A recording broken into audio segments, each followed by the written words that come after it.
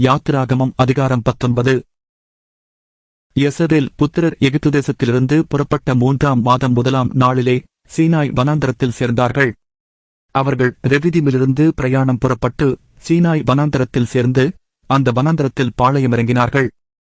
யெசபேலர் அங்கே மலைக்கு எதிராக பாளையமிறங்கினார்கள். மோசே தேவனிடத்திற்கு ஏறிப்போனான். கர்த்தர் மலையிலிருந்து அவனை கூப்பிட்டு, நீ யாக்கோபு வம்சத்தாருக்குச் சொல்லவும் யெசபேல் புத்திரருக்கு அறிவிக்கவும் வேண்டியது என்னவென்றால், நான் எகிப்தியருக்குச் செய்ததையும் நான் உங்களை கழுகுகளுடைய செட்டைகளின் மேல் சுமந்து உங்களை என்னண்டையிலே சேர்த்துக் கொண்டதையும் நீங்கள் கண்டிருக்கிறீர்கள். இப்பொழுது நீங்கள் என் வாக்கை உள்ளபடி கேட்டு என் உடன்படிக்கையை கைக்கொள்வீர்களானால் சகல ஜனங்களிலும் நீங்களே எனக்குச் சொந்த சம்பத்தாயிருப்பீர்கள். பூமியெல்லாம் என்னுடையது. நீங்கள் எனக்கு ஆசாரிய ராஜ்யமும் பரிசுத்த ஜாதியுமாய் இருப்பீர்கள் என்று நீ யெசபேல் புத்திரரோடே சொல்ல வேண்டிய வார்த்தைகள் என்றார்.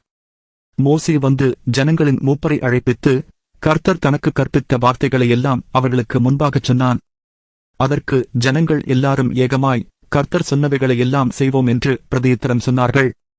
ஜனங்கள் சொன்ன வார்த்தைகளை மோசே கர்த்தரிடத்தில் தெரிவித்தான்.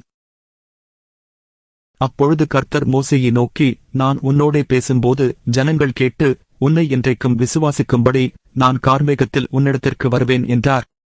ஜனங்கள் சொன்ன வார்த்தைகளை மோசே கர்த்தருக்குச் சொன்னான். பின்னும் கர்த்தர் மோசேயை நோக்கி, நீ ஜனங்களிடத்தில் போய் இன்றைக்கும் நாளைக்கும் அவர்களை பரிசுத்தப்படுத்து. அவர்கள் தங்கள் வஸ்திரங்களைத் தோய்த்து 3ஆம் நாளைக்கு ஆயத்தப்பட்டிருக்க கடவர்கள். 3ஆம் நாளில் கர்த்தர் சகல ஜனங்களுக்கும் பிரத்யட்சமாகச் சீனாய் மலையின் மேல் இறங்குவார்.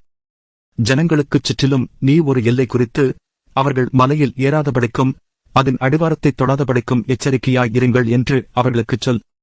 மலையைத் தொடுகிறவன் எவனும் நிச்சயமாகவே கொல்லப்படுவான். ஒரு கையும் அதைத் தொடலாகாது. தொட்டால் நிச்சயமாக கல்லெறியுண்டு அல்லது ஊடுருவையுண்டு சாக வேண்டும். மிருகமானாலும் சரி மனிதனானாலும் சரி உயிரோடே வைக்கப்படலாகாது. எக்காலம் நெடுந்தொனியாய் தொனிக்கையில் அவர்கள் மலையின் அடிவாரத்தில் வரக்கடவர்கள் என்றார். மோசே மலையிலிருந்து இறங்கி ஜனங்களிடத்தில் வந்து அவர்களை பரிசுத்தப்படுத்தினான். அவர்கள் தங்கள் வஸ்திரங்களைத் தோய்த்தார்கள். அவன் ஜனங்களை நோக்கி, 3ஆம் நாளுக்கு ஆயத்தப்பட்டிருங்கள், மனைவியினிடத்தில் சேராதிருங்கள் என்றான்.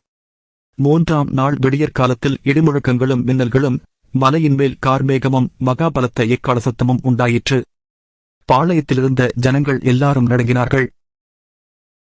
அப்பொழுது ஜனங்கள் தேவனுக்கு எதிர்கொண்டு போக மோசே அவர்களை பாளையத்திலிருந்து புறப்பட பண்ணினான்.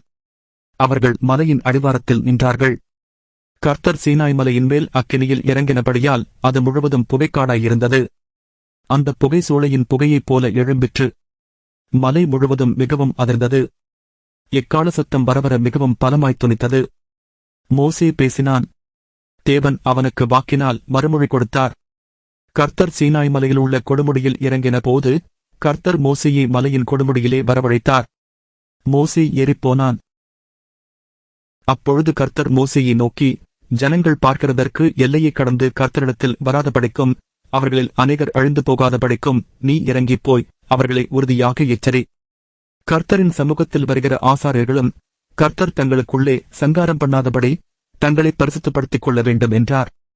அப்பொழுது மோசே கர்த்தரை நோக்கி, மலையைச் சுற்றிலும் எல்லை குறித்து அதை பரிசுத்தப்படுத்துங்கள் என்று தேவரீர் எங்களை உறுதியாக எச்சரித்திருக்கிறீர். ஆகையால் ஜனங்கள் சீனாய் மலையின் மேல் ஏறிவரமாட்டார்கள் என்றான். கர்த்தர் மோசேயை நோக்கி, நீ இறங்கிப்போ. பின்பு நீயும் ஆரோனும் கூடி ஏறி வாருங்கள். ஆசாரியர்களும் ஜனங்களும் கர்த்தர் தங்களுக்குள்ளே சங்காரம் பண்ணாதபடிக்கு எல்லையை கடந்து கர்த்தரிடத்தில் வராதிருக்க கடவர்கள் என்றார். அப்படியே மோசே இறங்கி ஜனங்களிடத்தில் போய் அதை அவர்களுக்குச் சொன்னான்.